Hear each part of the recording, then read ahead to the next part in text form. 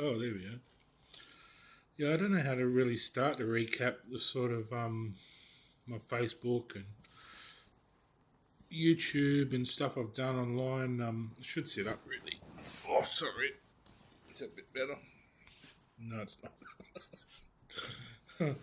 There we are. That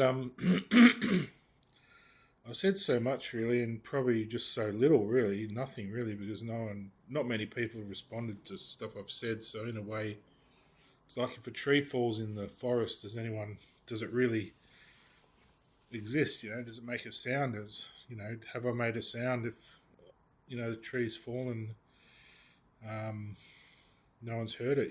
So it's like it doesn't exist really. I could go on and on forever on Facebook, and it's like it doesn't exist if no one really sees it or answers it or acknowledges it. Or so it's nice to acknowledge people, to have what they say and what they believe in and what they want to contribute to the world to exist. It might exist to them, but at the end of the day, unless someone else responds or says a comment or decides to participate at all, then nothing gets done, nothing changes. The world just turns around and probably just gets worse and dies. So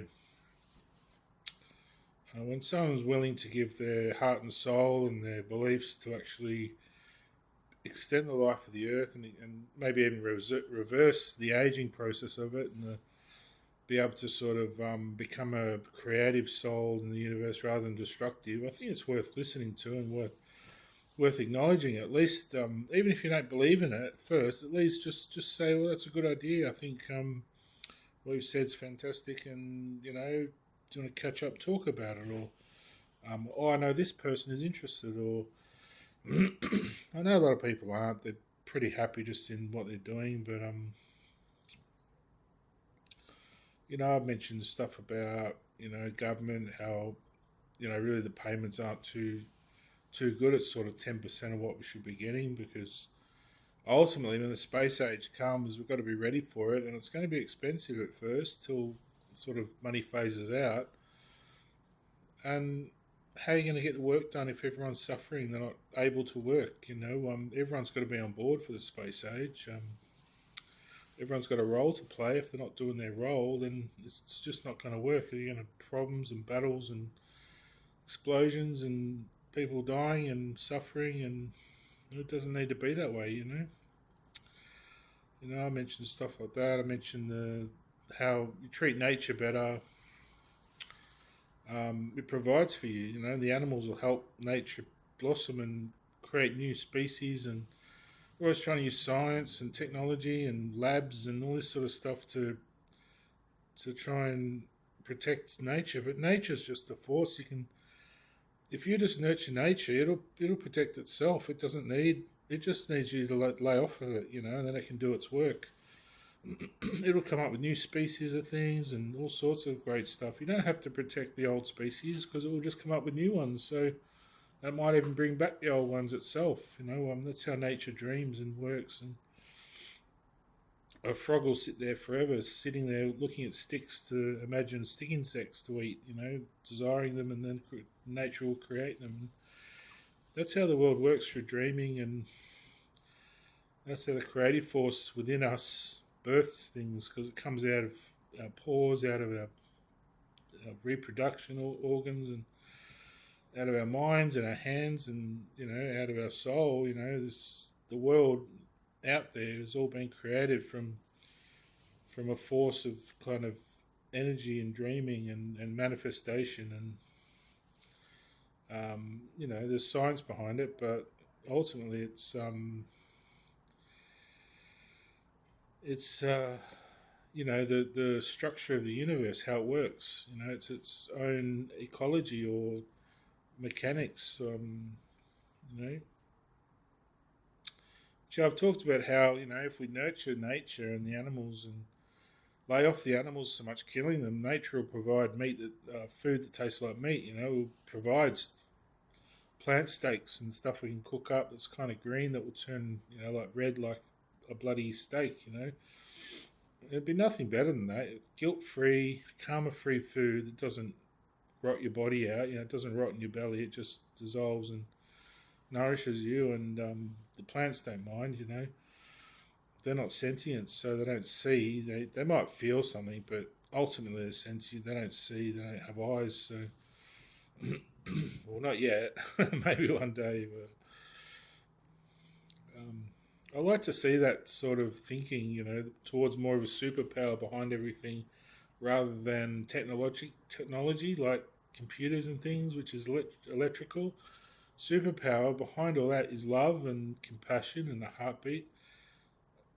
Technology, it's cold, it's sort of nothingness behind it. It's all electrical, is just nothing really, because electricity is sort of an absence of matter. It's almost like nothing's there when electric strikes and goes through the heart, and because the positive negative charge completes and it equals a zero. So the heart thinks nothing's there and it switches off. So that's how electricity sort of operates. I was saying to Dad how a defibrillator works the opposite way. It'll tell the heart that, oh, there's a rate of 28, so get beating, so it will start. That's how a defibrillator works if there's a bit of brain chemistry still happening before someone's dead. But yeah, electricity, it'll pass through you and just tell you your heart's zero, so it will switch off. As a soul, it's endless possibilities, really. I suppose you go endless possibilities with technology, but I think ultimately in the end it creates a world of suffering if it's not well managed. If you don't have that other power, the superpower, to keep it balanced and in check. It's definitely a real thing, the superpower behind everything. Once you marry that force, which is just like breathing the same air. It's not a big deal. It's not like something that personal. You don't even really know. It's just being in tune with other people who are good people and want a good world to live in. All right, so you want to be bad boys, you want to be mean, you want to make a lot of noise, you want to spank the women and treat them like shit, or get them on drugs, or hurt kids, or But when are you going to realise that's childish sort of behaviour and just grow up? And I think we've got a world to take care of. We all need to play our part. So we're all here bubbling away, trying to do as much as we can, but we're not getting money to do anything. It doesn't take much to really see through politics and see all it is they have to just give us a paycheck. Really, that's all they have to do. That's their only job, really. The rest of the local councils can do the work, and planners and things, and it's just up to government to keep the money flowing the right way, and they're not. They're just giving us 10% of what we deserve.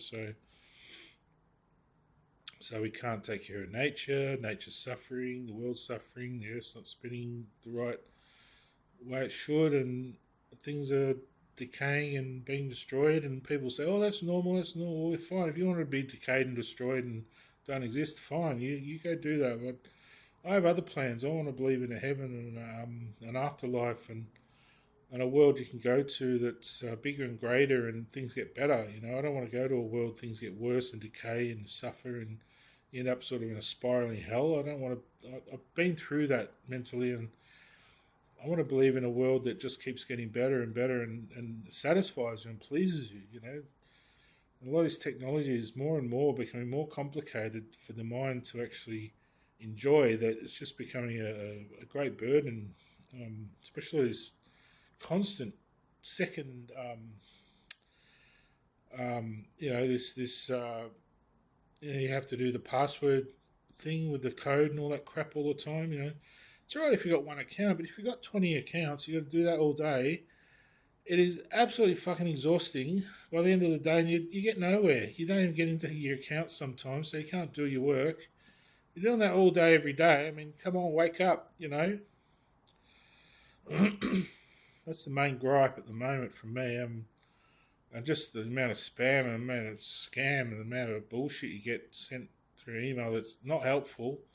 It's not useful. It's people doing it. And why aren't these people caught? And why aren't these people made to learn how to actually create stuff that's useful for us so we can use?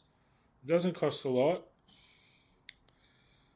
Um, it's not a big jump, a leap of faith. It's just turning your mind from negative to positive. You know, these people are very negative and they want to hurt everyone, and do it at all costs and get all the money they can, and all this sort of shit. And they say money's power, but really it's not. It's just money is just a way to degrade society if it's misused. And yeah, that's just my main point. Some of all that stuff I've been going on about, and space and stuff. And what we talked about dark matter, what that is, and dark energy, and how you can use that as a gravitational force field to create sort of almost be able to dip out of the universe's existence and travel and then pop back in again. It's almost like be able to die and come back from the dead or something, or disappear and reappear. I've been thinking about a lot of that in terms of what I want to build in terms of spaceships and things. Haven't really got a team behind me, but I slowly work towards it.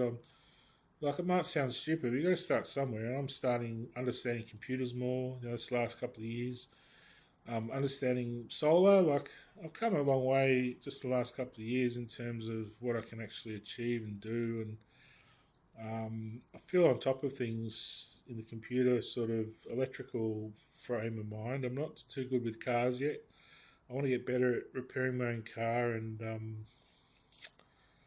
maybe even developing my own PCB boards. And it's just the mass I was suffering at school, so I'm having a break. Maybe go back next year. I just needed a rest. I was overworking myself. I want to lose this belly before I start school again, so I'm feeling fit and good looking, and I can shave off a bit of this fat and chunk around here. This will probably come out eventually. Um, I'm approaching middle age. You got to be healthy, and there's no need to get middle age spread if you don't need to. You can sort of work on it every day. I went for a good bike ride today, and I've got a whole lot of stuff to do. Some gardening. That's a good activity to do, lifting, and because you don't really notice when you're doing something fun the amount of exercise you're getting.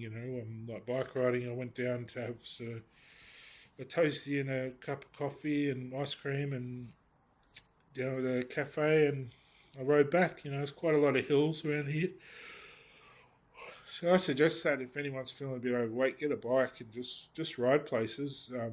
Even if you don't do much at first, keep your bike until you do. Eventually you will if you put those little things in your mind and think, right, tomorrow I'll do it, and even if you don't, or the next day I will, until you do, then you one day you'll just say, all right, I got to go for a ride, and you'll ride, and then you'll feel a bit better, and then it's a good way to keep your sense of balance and confidence, and eventually might end up getting a motorbike or an electric bike or one of those hybrid ones, or scooter or something, or good way to get mobile when you've been inactive. So I was lucky I kept my car throughout all my illness, because I was able to keep my freedom in a way. I could go wherever I liked as much as I could afford. But there's a lot of people stuck at home, and if you've got a car, go pick them up, take them out, get them going. Don't expect miracles at first, but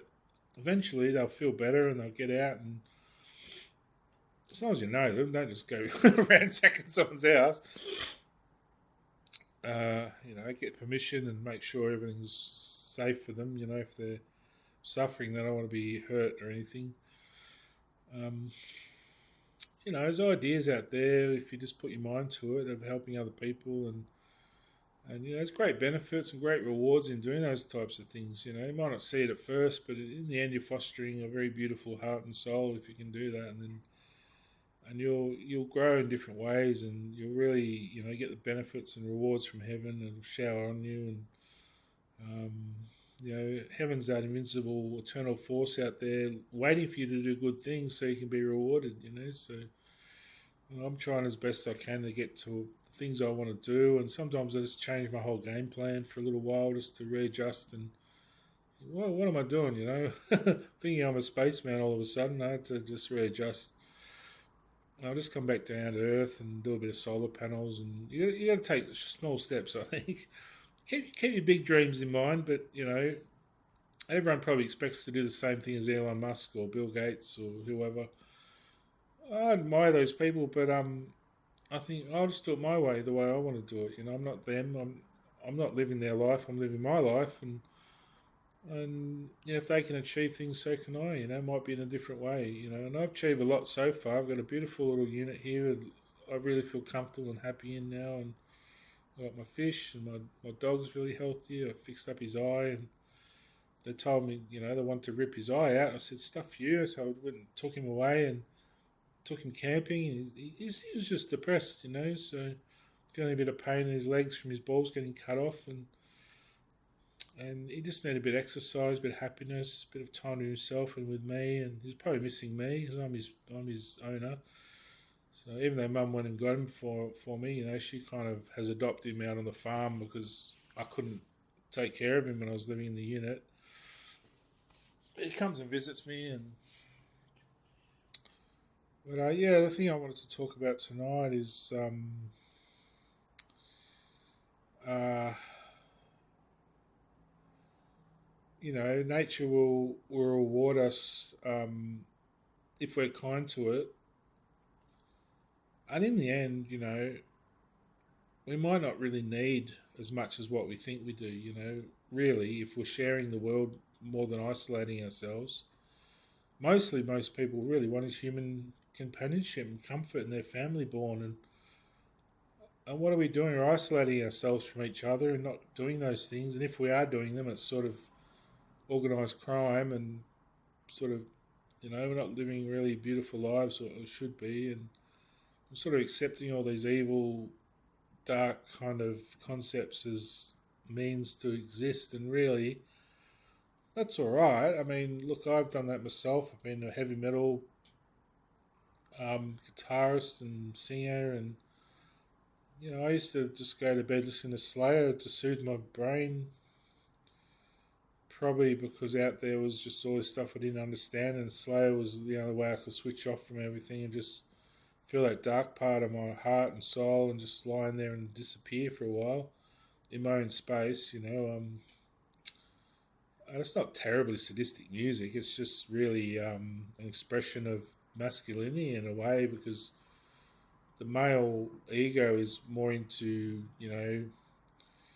um, power and strength and creating and almost destroying too, to sort of create, and sort of guns and war, and so Slayer's sort of the dominating power, that war ensemble, Skeletons of Society, um, Seasons in the Abyss, Dead Skin Mask.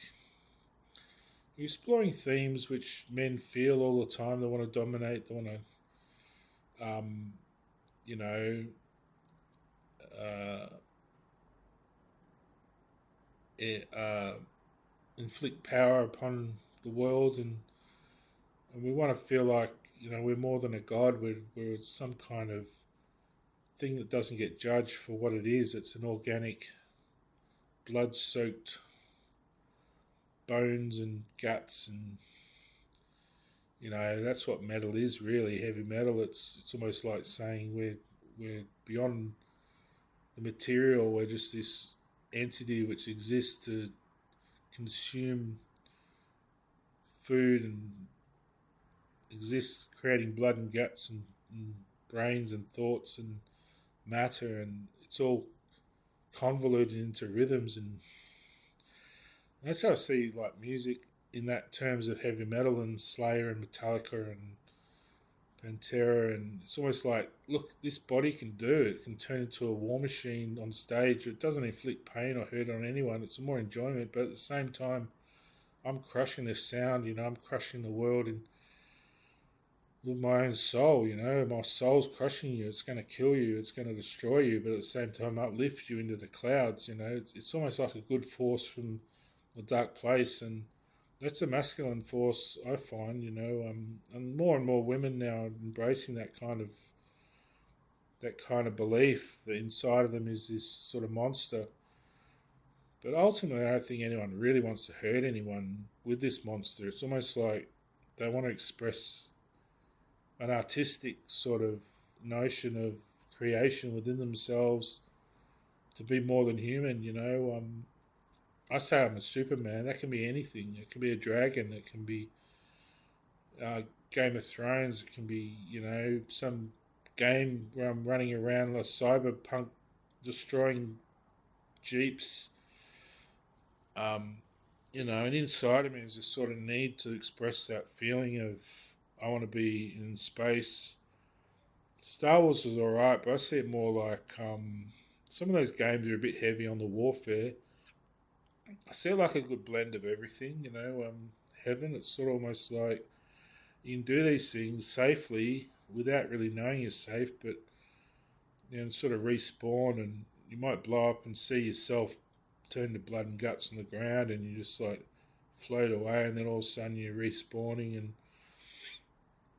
I see heaven as these possibilities beyond death, beyond the body, where your soul's stronger and it can create, manipulate the universe to form your own dreams and desires and wills and wants. And that's why I laugh at all this government and stuff. They're just toying with us, really. And in the end, they're becoming the pawns in a way, because they're just doing the wrong thing by denying us the needs we need at the moment to get to these places. And it's not just politicians, it's a lot of people. And I know a lot of it's ignorance, but some people are blatantly flaunting the law and the rules, and expressing power in a way that's harmful and not good for the world to exist. They're almost like they just don't care if the world blows up. They think, I like heaven in a way it saves the world, and these people are just not saving, they're destroying it. And maybe they're seeing Jesus is going to come and do it or something.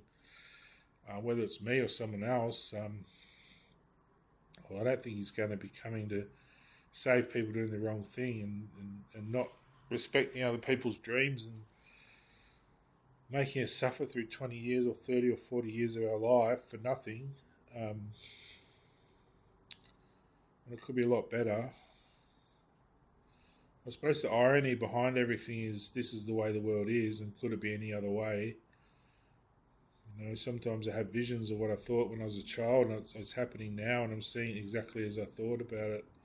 It's almost like my dreams were manifesting back then, the reality that now I'm becoming a part of in the flesh, and the physical world. And I suppose they're saying, this is just the way it is. We can do what we like, but part of that conversation is changing that as well. So just keep that in mind. If you think if you think you just have to live in fear and not be kind and just be cruel, and people who are cruel are just afraid. They're afraid to be rejected, so they're cruel to people. It's easier than trying to love someone and be rejected.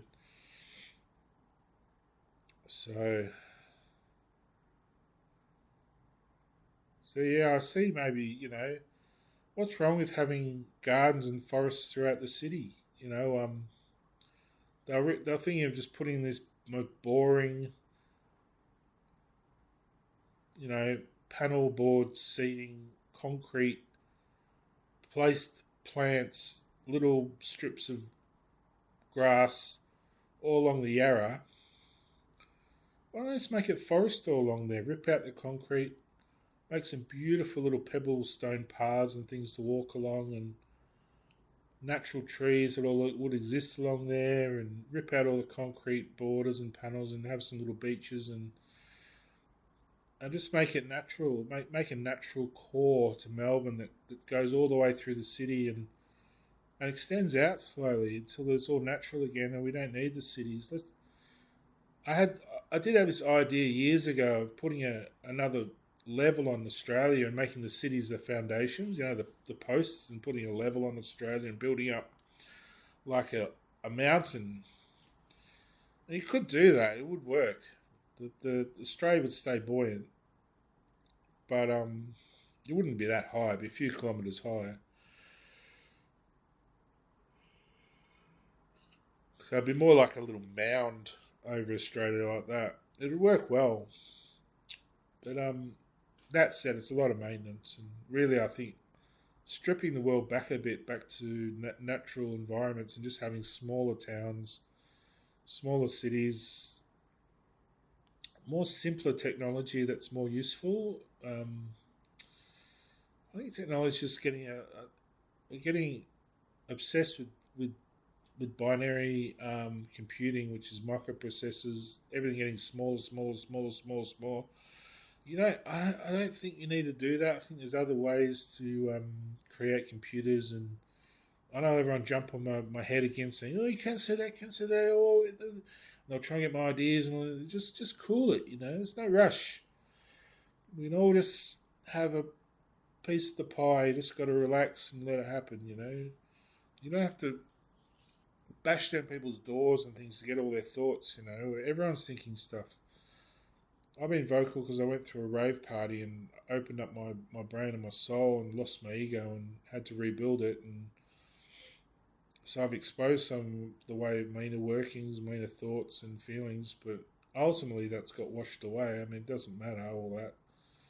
In the end, everyone's got some kind of inner beliefs and interests and to share, but you know what I'm saying? Anyway, it's nearly half an hour. I'll stop in a minute. But I just want to say, let's strip back the cities. Where there's coastline in there, let's make it natural. Beaches, sandy beaches, instead of all this sharp, stony, dangerous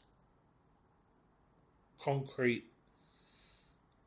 Just tear it out and just put up some trees and let the animals wander through the city, and let's feel in touch with these people that want to help us create a world where we can sustain our own lives on Earth and not have to destroy it, and maybe rebuild the continents and share the world with animals rather than try and kill them. And nature will provide an alternative to eating their flesh and destroying our own flesh with pollution and contaminants. And we'll have fresh river water to drink again.